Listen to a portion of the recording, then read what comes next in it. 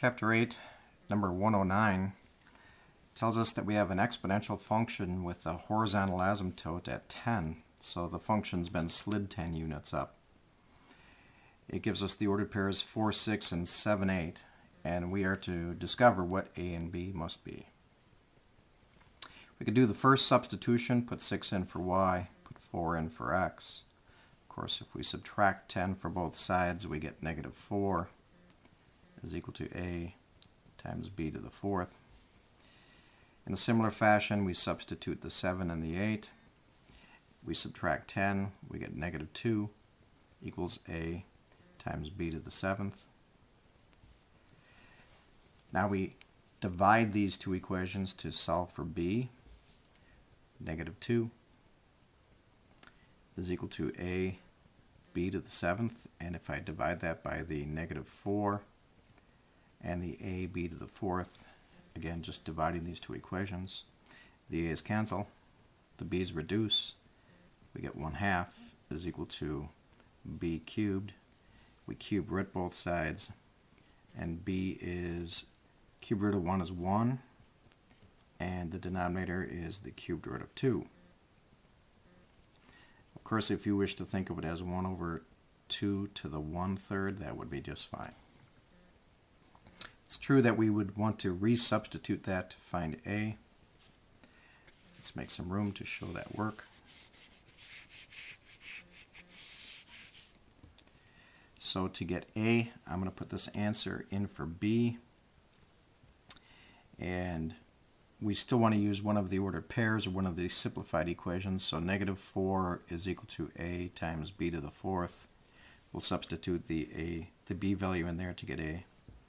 Negative 4 equals a, and when I take 1 over 2 to the 1/3 and I raise it to the 4th power, I'm going to get 2 to the 4/3. So negative 4 equals a, 1 over 2 to the 4/3 power. It's 1 to the 4th, and of course that's still 1, and 2 to the 3rd to the 4th becomes 2 to the 4/3. Raise both sides to 2 to the 4/3 power. It's multiplication, so put a parenthesis so it doesn't look like a subtraction.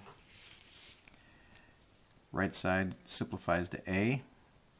Left side, we have a little bit of work to do. 2 to the 4th is 16. This is the cubed root of 16.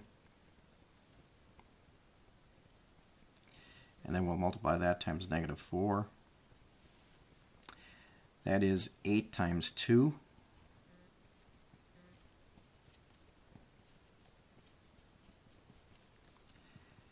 And we can cube root the 8 and get 2 out in front. When we multiply the 4 and the negative 2 together, we get negative 8. The cubed root of 2. And we have our value for a.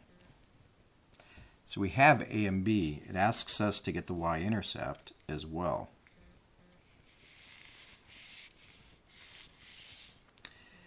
Rewriting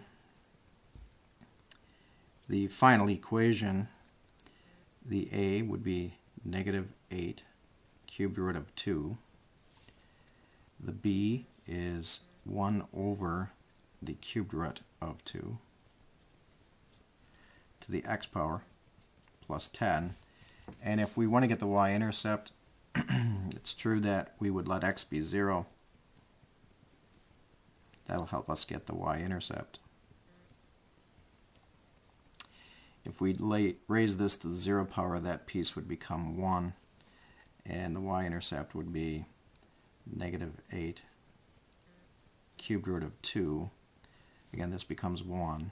0 power makes it 1, plus 10.